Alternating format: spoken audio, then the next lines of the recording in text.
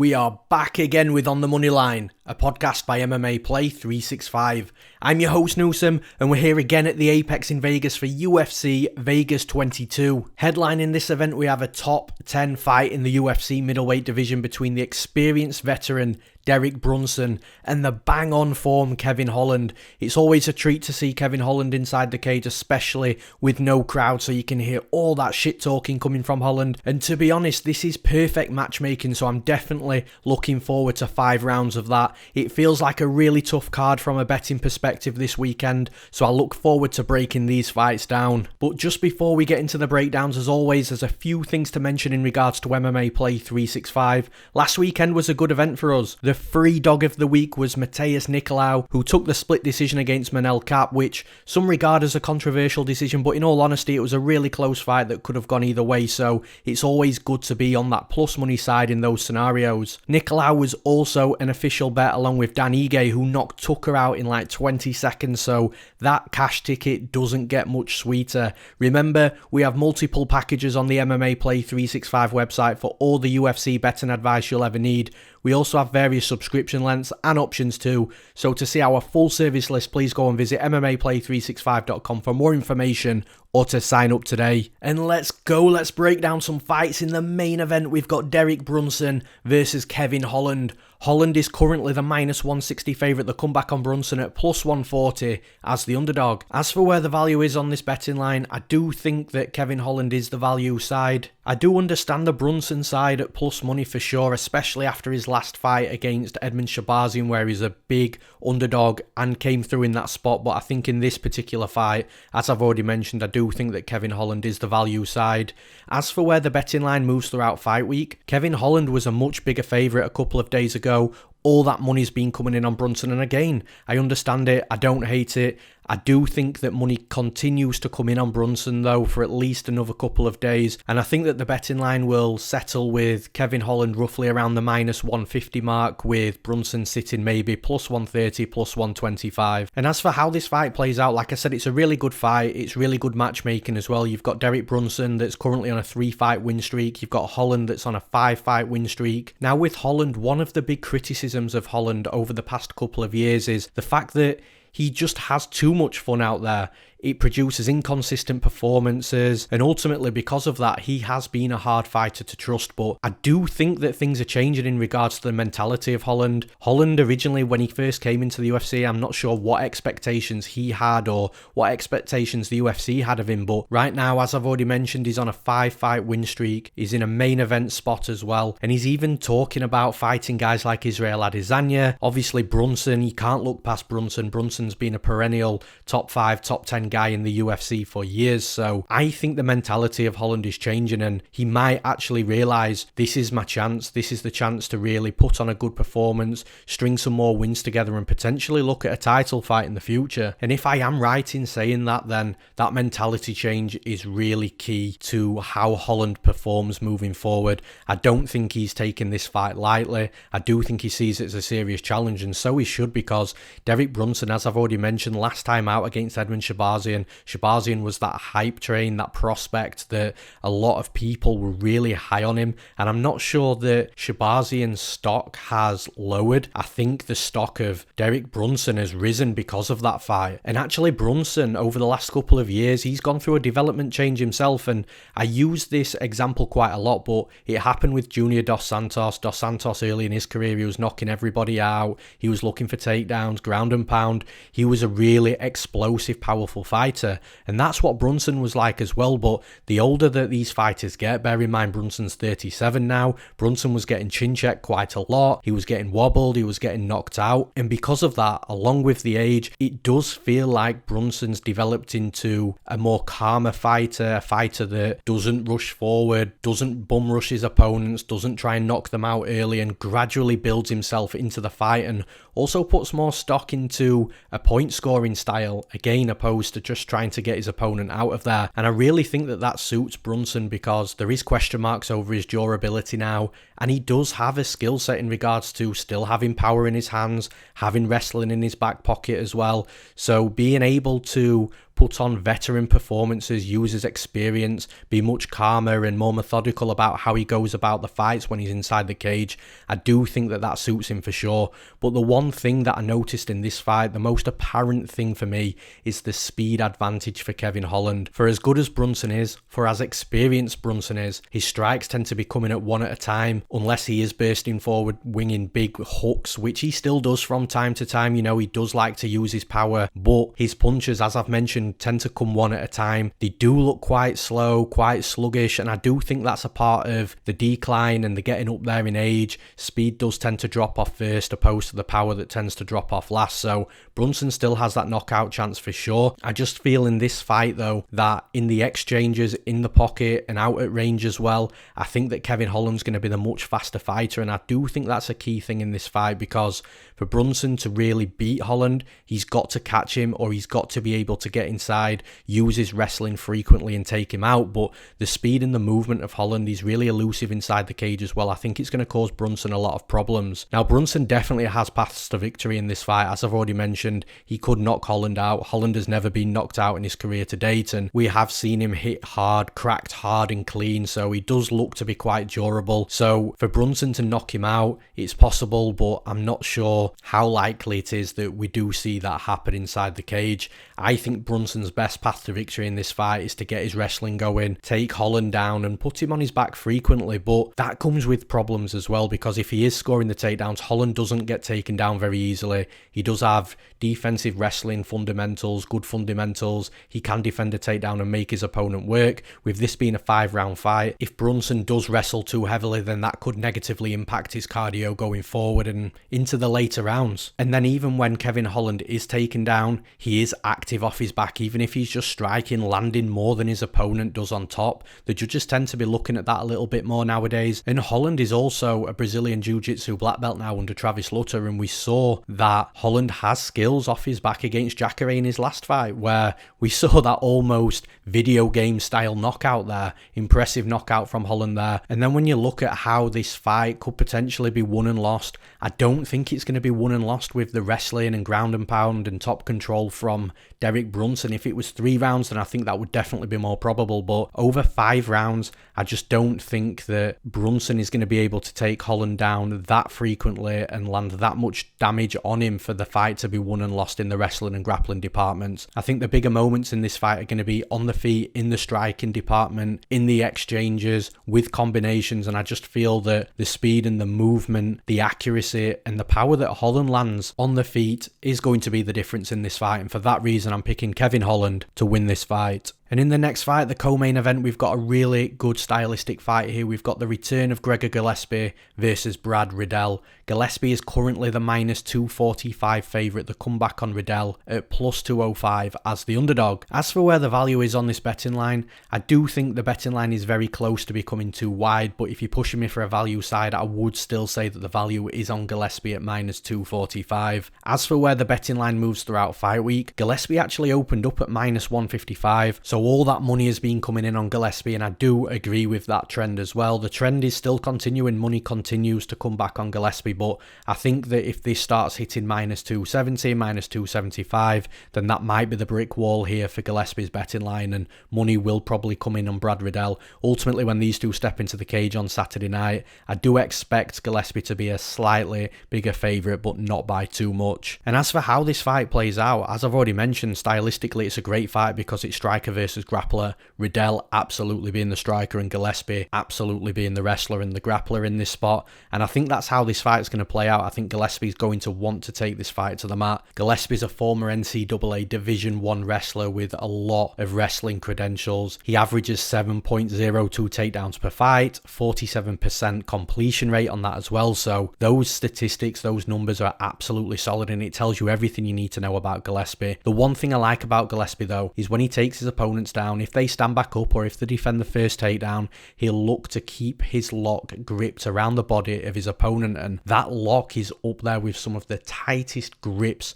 that we see in the UFC. It's very difficult to break the grip of Gillespie, so once he gets a hold of you, he's just going to be a nightmare to deal with. So for Brad Riddell, he's got to keep his distance in this fight. He's got to stay on the outside as much as possible, slide in and out of range, use his speed, use his footwork. And Riddell is an elite striker out at City Kickboxing with guys like Israel Adesanya, Dan Hooker, and he's also the striking coach of Alexander Volkanovski. So again, that tells you everything you need to know about the striking qualities of Brad Riddell. Now for me, when I'm analysing this fight, it's quite simple because Brad Riddell has got to make sure that he doesn't get taken down. It's as simple as that. He's got to try and catch Gillespie before Gillespie can get into his flow. Now Gillespie's not been in the cage since November 2019 after that brutal head kick KO from Kevin Lee, so who knows if that's going to have any effects, who knows if there's going to be any ring rust from Gillespie's perspective. But I think that Gillespie's got to be careful in this fight in regards to just shooting in straight away. Try and feel Riddell out, try and stay on the outside yourself just while you're making reads,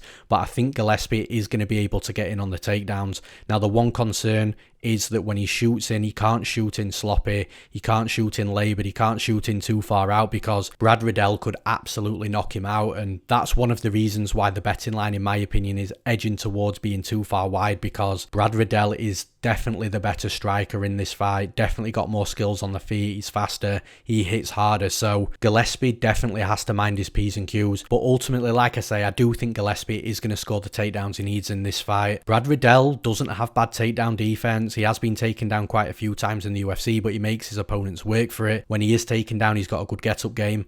But as I mentioned, with that get-up game, I do think he'll be able to stand up against Gillespie, but he's got to deal with that grip and the lock that Gillespie will have around his body, and I don't think that that's going to come easy to Riddell. I do think Gillespie will hit a rinse and repeat type of performance here until Brad Riddell is a little demoralised, starts getting tired from working too hard off his back and to stand back up to his feet. So I think Gillespie is live for a late finish. But if he doesn't get that finish, then I do feel that he will have absolutely shined on the judges' scorecard. So for those reasons, I'm picking Gregor Gillespie to win this fight. And in the next fight, we're in the heavyweight division. We've got Tuivasa versus Don'Tale Mayes. Tuivasa is currently the minus 210 favourite. The comeback on Mayes at plus 175 as the underdog. As for where the value is on this betting line, I do think the value side is with Tuivasa. I think that he's got a good stylistic matchup here, which I will talk about shortly. But yeah, the value side for me is Tuivasa at minus 210. And as for where the betting line moves throughout fight week, the current trend is that money coming in on Mayes. Tuivasa actually opened up at minus 265. So all that Mayes money has closed the betting line up significantly. I'm not sure I agree with that line movement, and because of that, I don't think that we're going to see too much more in that respect.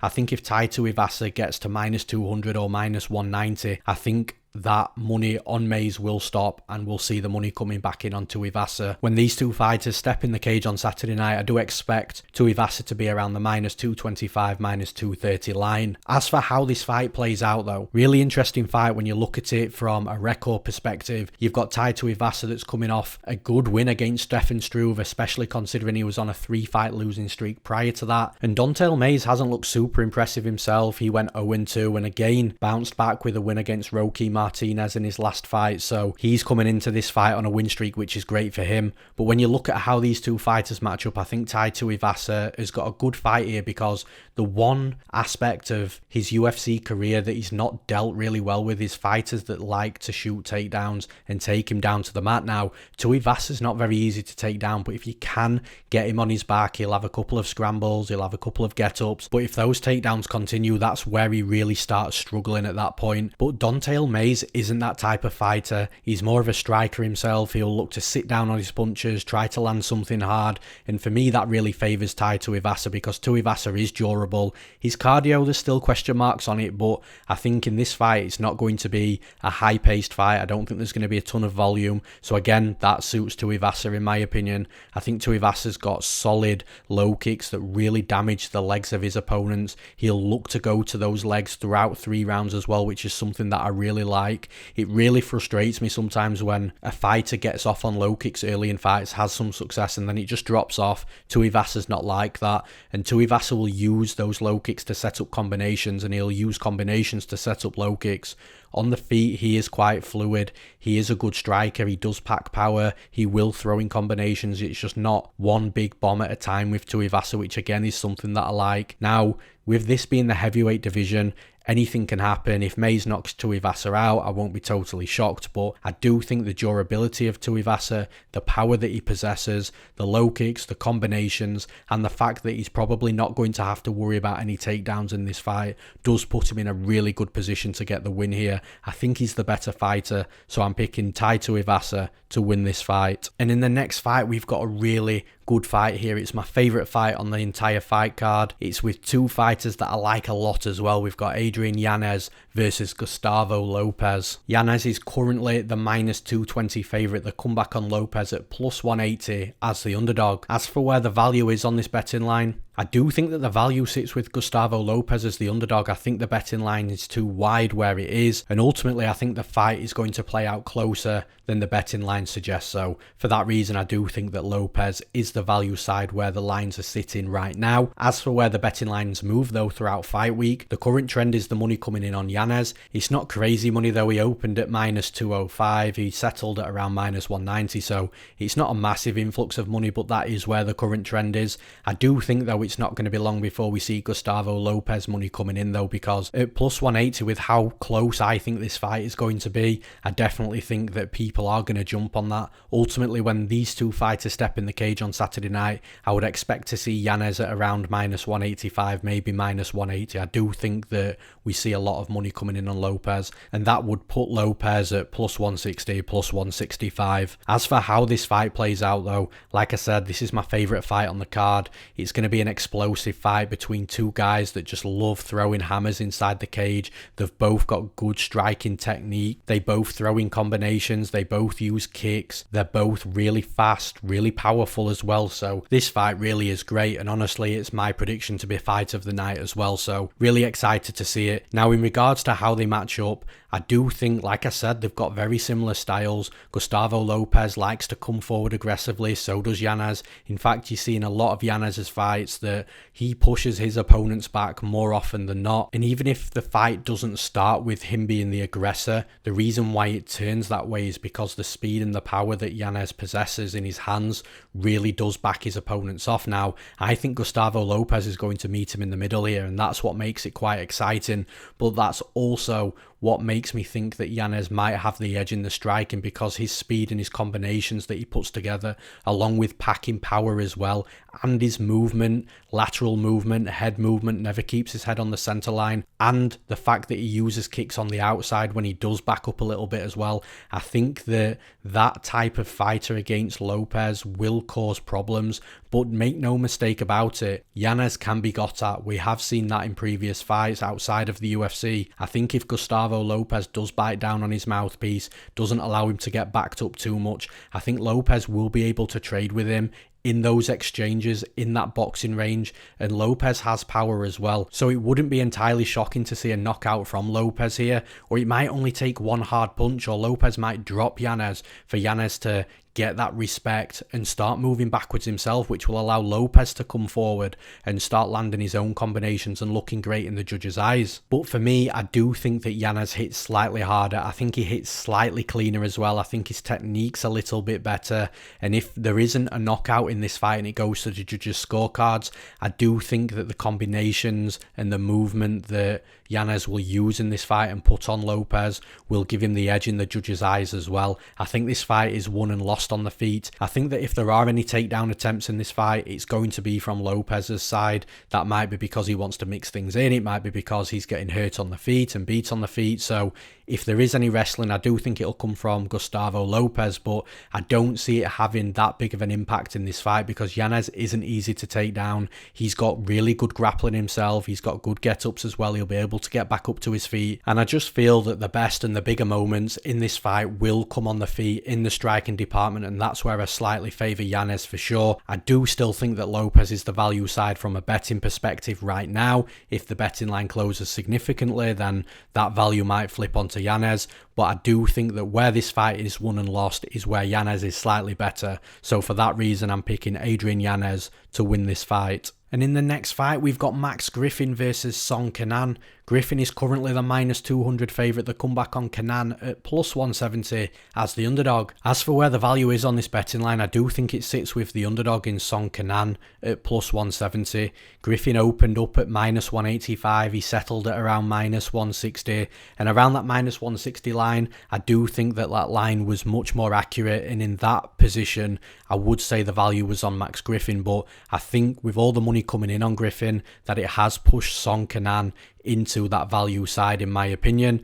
As for where the betting line moves throughout fight week, as I've just mentioned, the current trend is with Max Griffin. I do think that that will halt at some point though, because if Griffin gets to -225, -230, maybe even -250, that line's going to be extremely wide. I would expect to see money coming back in on Song Kenan at some point. Ultimately, when these two step into the cage on Saturday night, I do think the line will close up just a little bit, not too much. I think we'll see Griffin -190, -185 where he first started. As for how this fight plays out though, I do think it's a fight that's going to be won and lost on the feet. I do think that Griffin can mix things up in regards to wrestling, and if anybody's shooting takedowns, it is definitely going to be more likely to be Griffin. But Song Kenan isn't easy to take down. He can be taken down, but he can also get back up to his feet as well. He's good in the scrambles, and he's really deceptively strong as well, which should help with that takedown defense. So although I am expecting some takedowns in this fight from Griffin's side, I don't think that the wrestling or the grappling is going to have that big of an impact to affect this fight. I don't think there'll be a finish on the mat, and if it goes to the scorecards, I don't think it's going to have a huge impact in the judges' eyes as well to reflect on those scorecards. So for me, this fight is going to be won and lost because of what happens in the striking department on the feet. And when you look at the numbers and you look at the activity of both fighters output a decent amount of volume, but both fighters are really hittable as well, which for me is going to make this fight quite close. And it's really interesting to me how they both match up on the feet as well. You've got Griffin, who I think is more active on the feet. His movement's a little bit better. He pumps out a little bit more volume as well. I also think that he's got power. He's got good boxing. He mixes things up in regards to even just shooting takedowns, because even if he doesn't complete the takedowns, it just gives his opponent something else to think about. So I do like that from Griffin's perspective. Song Kenan tends to be more of a counter striker. He'll allow his opponents to come forward and then look to hit them hard on the counter. And Song Kenan packs power, and that's definitely something that Griffin should be wary of in this fight, because if he does get cracked hard by Song Kenan, then the chances are he could be laid out unconscious in the middle of the octagon. It's a really good fight. I think it's going to be a really close fight. I've been vocal in the past in regards to not being very high on Song Kenan as a fighter, but I think in this fight he's got a good fight ahead of him, because Griffin is going to come forward. That's what Song wants, and it's going to allow Song to hit the counters on Griffin. I wouldn't be surprised to see Griffin win this fight, and although I do think Griffin is slightly the better fighter here, I think stylistically Song's got a good fight. Song's going to get the fight that he wants here in regards to being able to counter-attack. I think he's going to be able to stuff the takedowns, and I think he's going to be able to land some hard shots on Griffin. And it could be one of those fights where if it does go to the judges' scorecards, the judges might be looking at volume versus the bigger action strikes. It tends to be that the judges are favouring the bigger action strikes. I think those are the strikes that come from Song Kenan. So for that reason, I am going to side with the underdog. I'm picking Song Kenan to win this fight. And in the next fight, we've got the first half of the husband and wife appearance. And in this fight, we start with the wife. We've got Cheyanne Buys versus Montserrat Ruiz. Buys is currently the -355 favourite. The comeback on Ruiz at +295 as the underdog. As for where the value is on the betting line, I completely understand why Buys is the favourite, but I think the line is really too wide for this level of fight inside the UFC. I think the value side has to be Ruiz at +295. As for where the betting line moves throughout fight week, Ruiz has taken this fight on short notice, so maybe that's one of the reasons why the line is so wide. But since the odds were dropped, since the odds were released, it has appeared to be that all the money has been coming in on Buys. I think Buys is going to end up in a lot of parlays, and as I always say, the parlay money does widen betting lines, so I do think we might see Buys close to -400. But with that being said, if she does go to -400, I do expect to see some more money coming in on Ruiz, but I'm not sure how much money will come in coming on her. Ultimately, I think Baze will close here -385, -390. As for how the fight plays out though, it does appear like stylistically Baze has got a good fight here, and like I've already said, Ruiz is taking this fight on short notice. Ruiz is a very aggressive fighter. She'll come forward, she'll wing big hooks, she'll be aggressive, but she does leave herself open to be countered, open to be hit, and that's where Baze is really good. She's really good counter striking, she's really good at finding the openings and finding the chin of her opponents. Ruiz, I think, will also look for takedowns. She is the type of fighter that after bursting forward really aggressively, she will look to just close the distance, tie up with her opponent, get in the clinch and look to get her opponents down to the mat. But Baze has got decent takedown defense. She is very difficult to take down, and if you can get her down, she can work back up to her feet as well. So for me, I think the aggressor is going to be Ruiz, but I think if Baze is just calm and composed in there, she will be able to pick a shot, she will be able to find the target, and she will be able to start racking up volume. And I think if Ruiz does have takedowns in a game plan, and she does have multiple failed takedowns, then that's only going to impact her mentality and her morale negatively. And in theory, that should allow Baze to start pushing forwards, which in turn will mean that Ruiz is backing up. That will allow Baze to really start flourishing and looking great herself. The thing is here, and the reason why I do think the line is too wide, is because at this level, there is always that chance that something happens inside the cage that we didn't foresee pre-fight. So if Ruiz does start getting some takedowns, if she can get a little bit of top control, maybe even just threatening the takedowns, will start making Baze a little hesitant to strike, and then Ruiz can start looking a little bit better in the judge's eyes herself. And if that type of scenario does play out on the night, then the fight will get close. And if it does go to the judge's scorecards, then Ruiz, again in that scenario, will put herself in a good position to maybe steal the fight from Baze. But ultimately though, I do think that Baze has got more chance to finish this fight. I think her finishing ability is greater. And I do think because of that, because she will be landing the good shots on the feet, that if the fight does go to the scorecard, she is the more likely fighter to win a decision as well. Like I said, I completely understand why she's the favourite in this fight. I just think the line's too wide, especially when you consider we've seen so many close fights like this fight in the past. But from a pure pick perspective, I am picking Cheyanne Baze to win this fight. And in the next fight, we've got a fight that's been rescheduled from a couple of weeks ago that I've already broken down once. I'll break it down again. We've got Marion Reneau versus Macy Chiasson.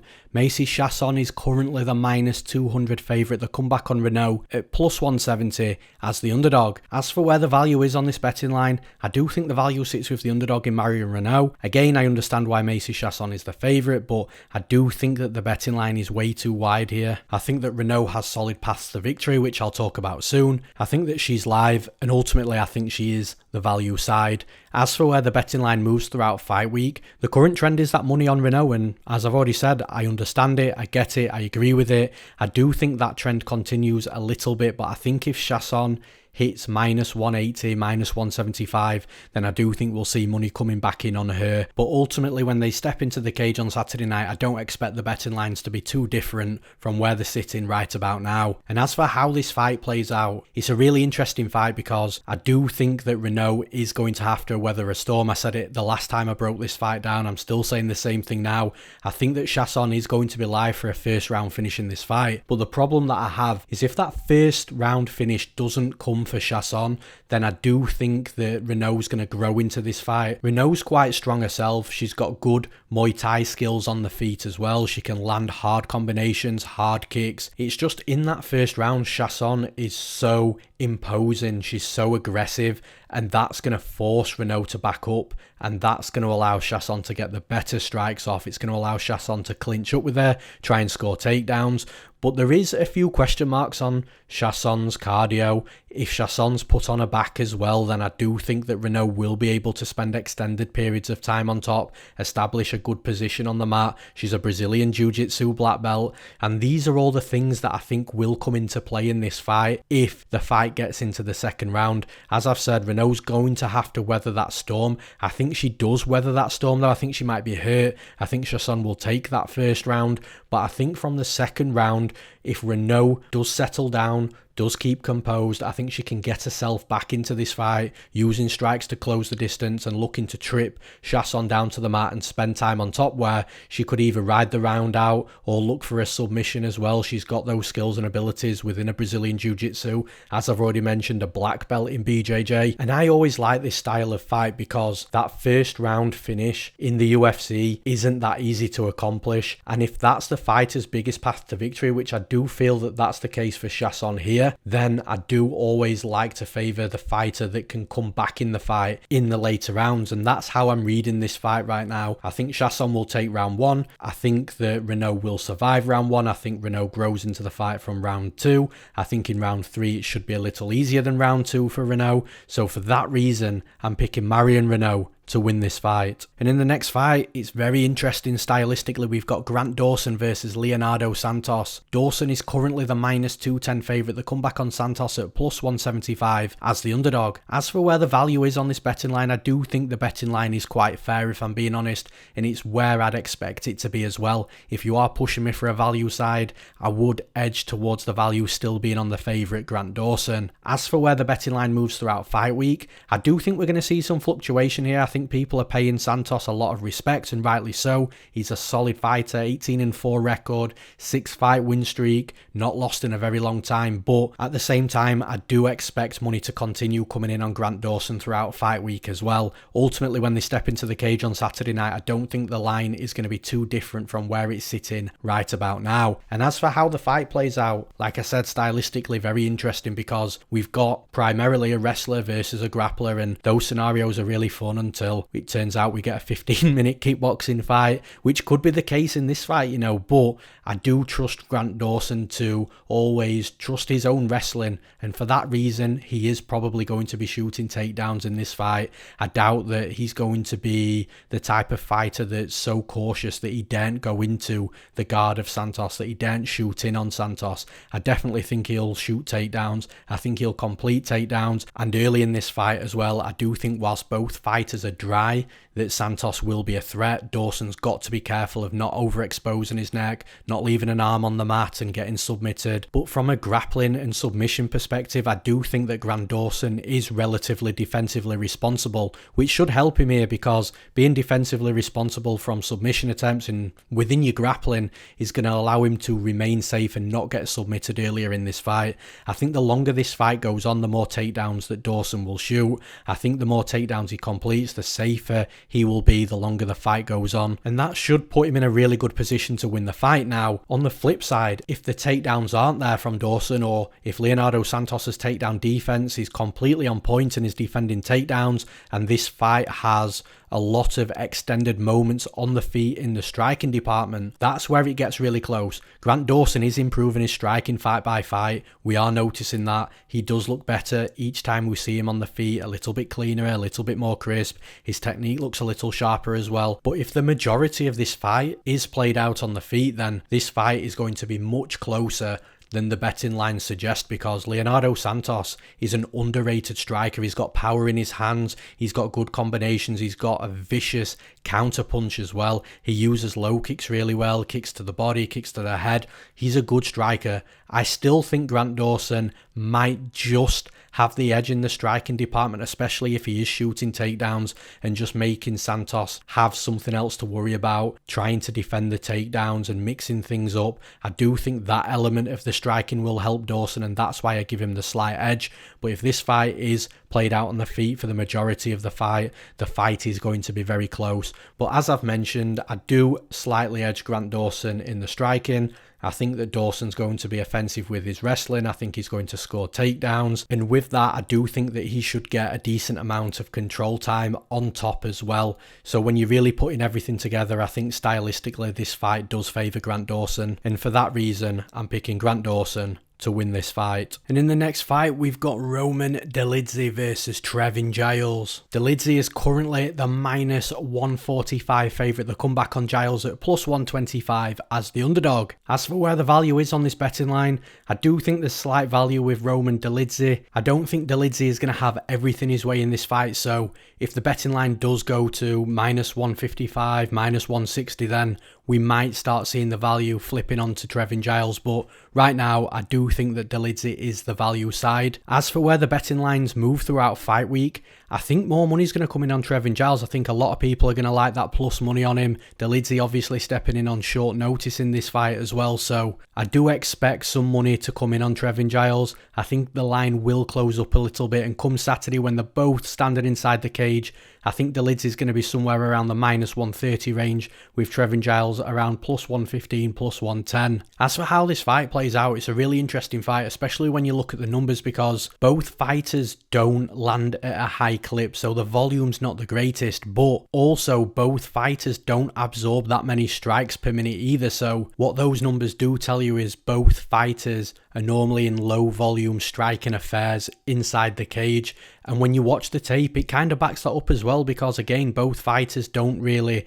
go out there with erratic movement. Both fighters aren't out there pumping high numbers of volume, but they're both defensively responsible. So it's really interesting that actually both fighters mirror each other in that respect in this fight. Now, the one advantage I would say Trevin Giles has in this fight is speed.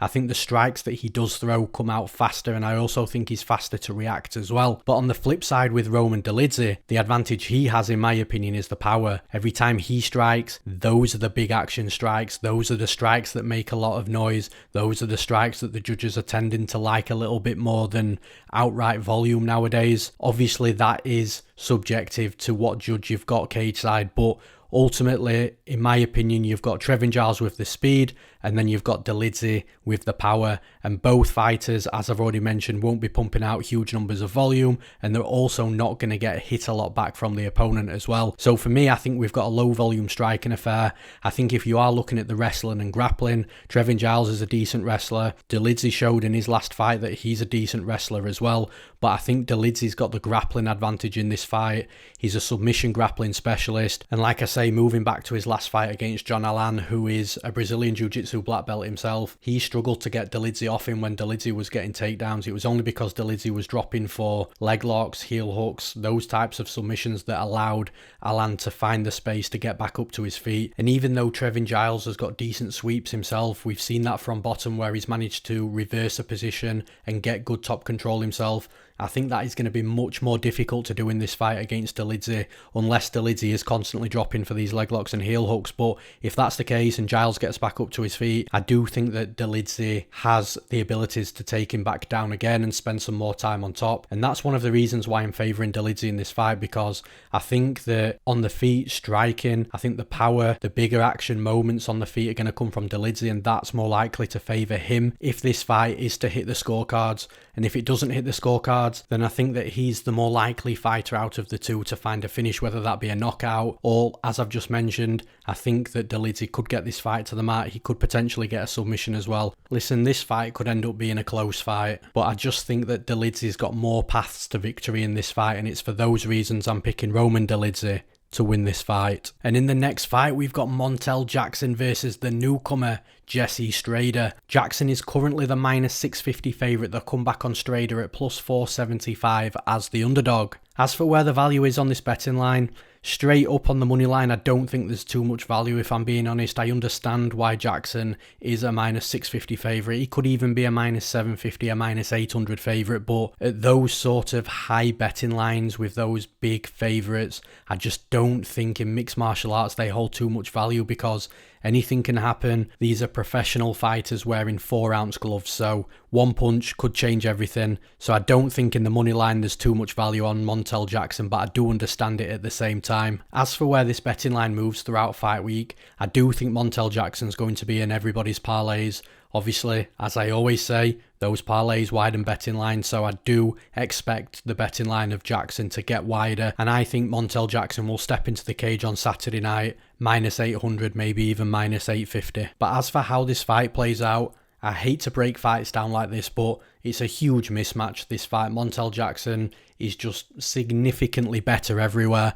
The one thing that I will say about Jesse Strader, he is aggressive and he does have power. So in these types of situations where you are outmatched technically on the feet, you're outmatched in the wrestling, you're outmatched in the grappling, the jiu-jitsu, the one thing or two things that you need to be able to give yourself a chance in those fights is to have aggression backed up with power. So if Strader comes out here, he's aggressive, he gets in Jackson's face and he knocks him out, I don't think I'd be massively shocked, because we've seen Strader knock fighters out before. We've seen him come forward aggressively and land hard punches clean. But there's more to this game than just being aggressive and landing a hard punch, especially when you're in the UFC and you're fighting somebody of the level of quality that Montel Jackson possesses, because he is a prospect. I know he lost last time out to Brett Johns, but this kid's got a bright future and I think he's got a really high ceiling as well. And when you look at Jackson's skill set, on the feet, striking, he's got good technical striking, he's got combinations, he'll mix in kicks with his punches, he's got good cardio, he's got good movement, he's really fast at sliding in and out of range and landing punches, he's good moving forwards, he's good moving backwards on the counter as well. He's just a really difficult fighter to beat, and actually the fighters that have had the most success against Montel Jackson are the fighters with good wrestling and good top control as well, good Brazilian Jiu-Jitsu. Now that's not to say that Montel Jackson's got weaknesses there, because I think he's a good wrestler both offensively and defensively. I think he is difficult to take down. I think he can make his way back up to his feet, but you've got to have a level of wrestling and Brazilian Jiu-Jitsu to beat Montel Jackson, and I just don't think Jesse Strader is that. Strader, as I've already mentioned, is an aggressive fighter, comes forward, looks to take your head clean off. I think if he doesn't knock Montel Jackson out in this fight, he's going to get absolutely styled on. I don't think Montel Jackson's got any durability issues either, so I do think that he will be able to take the hard shots from Strader. I do think that the longer this fight goes on, the more Strader will tire as well, so I think Strader's got a very small window of opportunity to land that KO. I don't think he lands the knockout blow. I think Montel Jackson will really mix things up in the cage on the night. I think he'll take this fight wherever he wants to take it, and I think he'll get the win, so I'm picking Montel Jackson to win this fight. And in the next fight, we've got Julia Avila versus Julija Stoliarenko. Avila is currently the -370 favourite. The comeback on Stoliarenko at +310 as the underdog. As for where the value is on this betting line, honestly, I don't see any value at all, if I'm being honest. I think the line's way too wide, it's way too inflated. Completely understand why Avila is the favourite in this fight, and even if she was -200, -250, I could understand, but at -370, I just don't like it. And if you look back at Avila's last fight against Sijara Eubanks, she was a -300 favourite there too. So, as they say, the proof's in the pudding. I just don't like the inflated betting line on Julia Avila. And as for where the betting line moves throughout fight week, again, I think Avila's going to be a popular parlay piece. Parlay pieces will widen your line, as I keep saying. I've said it multiple times in this episode already. So I do think that the betting line keeps getting wider for Avila. I do think she will hit -400, and I think that's roughly where she's going to be when she enters the cage on Saturday night. As for how this fight plays out though, like I've already said, Avila is the rightful favourite in this fight. Even if she was -200, -250, I'd understand it. And she is the rightful favourite for a reason. She's aggressive. She also looks to be quite well rounded as well. She will move forward. She will land punches in combination. She'll mix in kicks. She likes to be dangerous and aggressive in the clinch as well. Landing dangerous elbows, landing knees, some really nasty strikes inside the clinch. And even on the mat, she's a difficult fighter to take down to start with, but she can be defensively responsible on the mat. She can make her way back up to her feet if she doesn't have a real solid top heavy BJJ player on top of her, and she can score takedowns and get on top herself. So I do like her skill set, and I do think her ceiling could be relatively high as well. Now when you look at Stoliarenko, she's very similar. She's also a well-rounded fighter, but the problem that Stoliarenko is going to have here is the fact that I feel that Julia Avila is just simply slightly better in every single aspect of mixed martial arts. I don't think she's head and shoulders above Stoliarenko everywhere, but I do think she's the better striker. I think she's the better wrestler. I think that if the fight hits the mat, she's the better grappler as well, both offensively and defensively. The best thing for Stoliarenko to do in this fight is to not back off, is to not crumble, turtle up, take strikes, allow Avila to grow in confidence. The best thing Stoliarenko could do is meet fire with fire, go towards Avila, land something hard on her, get respect from Julia Avila early, because if she can do that, that's going to give her a good chance to impose her game plan. If she doesn't do that and she stays on the back foot, and Avila's constantly coming forward, constantly bombarding her with her attacks, with clinch work, with takedown attempts, I just think it's going to be a long night for Stoliarenko, because the more Julia Avila grows into the fight, the more confidence she gets. You can really see her start to flourish from the moment. She is a fighter, in my opinion, that relies on confidence in the fights to really shine. And if she's allowed to come forward, if she starts making Stoliarenko concerned with what's coming at her, and she starts to turtle up and crumble, as I've already mentioned, then I do think that Avila is just going to have a way with her. And ultimately, I think that's how this fight's going to go. I think even if Stoliarenko does come forward early in this fight and looks to land one hard shot to get Avila's respect, I do think it'll take more than just one hard shot to back Avila off. I think she'd need to land at least a few combinations within the first few minutes to really make Avila think about what she's doing coming forwards, but I don't think that happens.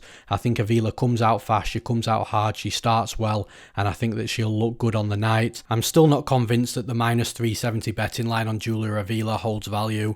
I still think that it's somewhat wide, but I am picking Julia Avila to win this fight. And in the final breakdown of this episode, we've got the husband in the husband and wife partnership, JP Buys versus Bruno Silva. Buys is currently the minus 150 favourite to come back on Silva at plus 130 as the underdog. As for where the value is on the betting line, I do think the value sits with the underdog in Bruno Silva at plus 130. Silva is a fighter that's improving from fight to fight. He trains at a solid gym, he's got good training partners with the likes of Henry Cejudo, and I think he's got solid paths to victory in this fight as well. So for me, the value side is Bruno Silva. As for where the betting line moves throughout fight week, JP Buys actually opened a minus 280 favourite. Silva was plus 220, so all that money has come in on Silva and the line has closed up dramatically. I still think that money will continue to come in on Silva. I don't think we'll see the fight hit a pick'em, and I don't think we'll see a line flip either, but I do think that Bruno Silva will step into the cage on Saturday night at around plus 110, with JP Buys being around minus 130. As for how this fight plays out though, stylistically it's a really good fight because JP Buys' base is wrestling. He loves to score takedowns. He's got good Brazilian jiu-jitsu. He will be light on top. He'll flow from position to position with his transitions. He'll look for submission attempts. He's comfortable if he's reversed as well. And when he's on his back, he'll look for his own sweeps, his own reversals. He'll go for submission attempts off his back as well. So on the mat, Buys does look to be a good fighter and he's really fun to watch as well. And obviously his wrestling's good. He can score his takedowns. The problem that I've got with Buys in this particular matchup though is he hasn't fought anybody of the level of Bruno Silva's Brazilian Jiu-Jitsu on the mat. So when he's looking great against other opponents, he's taking them down, he's working on top, he's flowing on top with his transitions, like I've said, from position to position. I just don't think he's going to be able to get away with things as easily with Bruno Silva. I think things are going to be a lot more difficult for him down there. For a start, Bruno Silva's wrestling, for someone that's a Brazilian Jiu-Jitsu black belt, you don't always see the best wrestling from those guys, but Bruno Silva, as I mentioned at the introduction to this breakdown, he's training with guys like Henry Cejudo, who I hear is just a really good coach and a really good guy to be around in the gym. So you can appreciate that the wrestling is going to be improving from fight to fight, and that's exactly what we're seeing from Bruno Silva. And even in his last fight against Tagir Ulanbekov, who is a Russian, trains with Khabib Nurmagomedov, has a solid wrestling base. Bruno Silva, sure, he got taken down a couple of times, but he also defended a lot of takedowns. He also took down Ulanbekov as well, so his wrestling is good, and I'm not convinced that Buys can come into this fight and just take Bruno Silva down easily and take him down at will. And if he does take Silva down, then Silva is good in the scramble himself. He'll be a legit submission threat off his back. He'll also look to hit his own sweeps and reversals. He'll be able to stand back up to his feet. The part that's really interesting in this fight is the fact that we haven't seen too much from the striking of JP Buys, just because he's a relentless wrestler, loves to go in there and get fights down to the mat. So I'm really intrigued to see what his striking is like and what level he's at there. I know with Bruno Silva, his striking's improving. He can crack, he'll throw in combinations, he's got decent volume, he's got decent power for the weight as well. And then, like I say, when you're mixing that up with his ever improved wrestling and his Brazilian Jiu-Jitsu base, I think that Bruno Silva's going to be a difficult fighter for JP Buys to come in here and beat. And we've seen it time and time again with these guys that look phenomenal on the Contender Series, and then they come into the UFC and get matched against a fighter that is absolutely the best fighter that they've ever fought. And another fight that comes to my mind here is TJ Laramie versus Darrick Minner. Laramie was a prospect on the regional scene. He had a great showing on Dana White's Contender Series, and then he comes in there against Darrick Minner, a fighter that's tricky to beat, a fighter that's decent everywhere, a fighter that's experienced. And sure, Laramie made a mistake, and sure, he got caught, but the fact of the matter is he had hype behind him. He was overvalued on the betting line. He went in there and lost, and I do feel that there are very close similarities here in this fight. I think that Silva will get taken down in this fight, potentially numerous times, but I think he's able to stay safe on the mat. I think that he will be able to work his scrambles. I think he'll be able to attack with submissions. He might even sweep or reverse JP Buys. I think he'll be able to stand back up if he wants to, and I think he will be able to re-wrestle and put Buys on his back as well, which definitely I favour Bruno Silva if he gets Buys on his back and establishes a solid top position. On the feet, I think Bruno Silva will be able to hang. He can hang with most fighters on the feet. He's not a bad striker. I just like Buys with his experience, his UFC experience, and the qualities that he has in every discipline of mixed martial arts. I think that he could potentially get a finish here. I think that he could win a decision. I do think Buys is a good fighter, and he might prove me wrong. He might come in here and he might look phenomenal, but I have to back with what I've seen. I am picking Bruno Silva to win this fight. And that's all for this episode of On the Moneyline. I hope you all enjoyed it, and once again guys, I'd appreciate all the likes to the video and subscriptions to our MMAPlay365 YouTube channel too. Remember, you can get all the betting advice you'll ever need over at MMAPlay365.com. We cater for the long-term gamblers that like to build their own bets and strategies, gamblers that just want to follow exactly what I bet on, and we also cater for you fun gamblers that like the long shot fun parlays, or ACCAs, accumulators as we call them in the UK. Even if you only want our best value underdog for the event, which is free by the way for every event, we have plenty of different packages and subscription options for you guys to choose from, and they're all at very affordable prices too. Just hop on to MMAPlay365.com and see what's best for you. Thank you all for listening, and we'll see you at the next event.